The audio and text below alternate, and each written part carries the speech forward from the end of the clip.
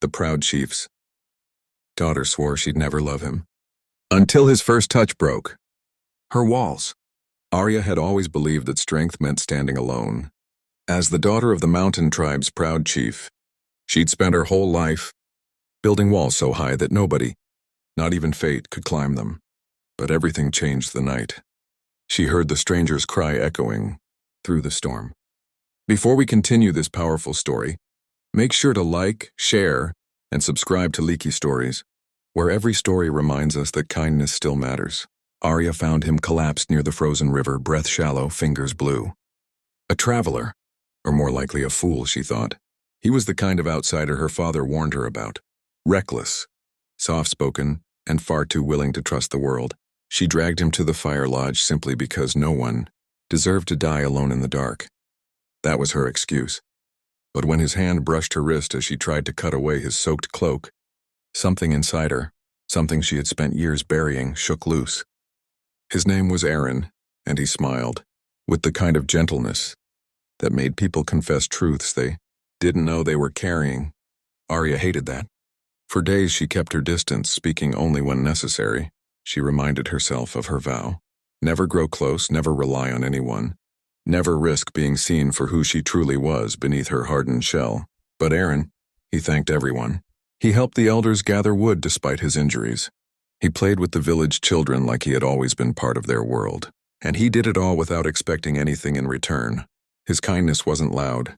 It wasn't heroic. It was steady like a lantern that refused to go out.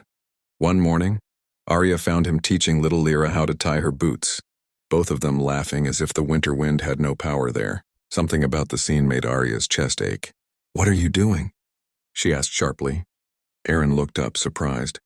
"Just helping her get ready for the snow." Her laces were fighting back.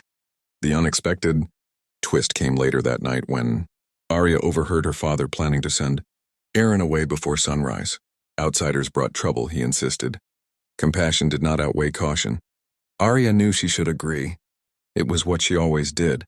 But when she pictured Aaron walking into that frozen wilderness alone, her heart rebelled. For the first time, she stood against her father. Aaron was packing when she stormed into the lodge. "You don't have to leave," she blurted out, breath trembling. He paused, surprised not by her words, but by the emotion she could no longer hide. "Arya," he said gently, "your father is right. I don't belong here." "But you do," she whispered. "You've already made this place kinder. You've made me kinder." Aaron stepped closer. Not demanding, not assuming, just present. When his hand brushed hers, just like that first night, the walls Arya spent a lifetime building didn't crumble. They opened.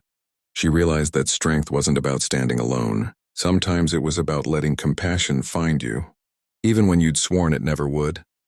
Aaron stayed, not as a guest, not as an outsider, but as someone who helped Arya discover that true courage comes from the heart. And the tribe, once wary, slowly changed too. All because kindness, quiet, unwavering kindness, has a way of turning strangers into family. In the end, Arya learned that love doesn't weaken us. It teaches us how to be brave in a different way. A softer way, a human way. And that's the lesson she carried with her forever. When you lead with compassion, you never lead alone.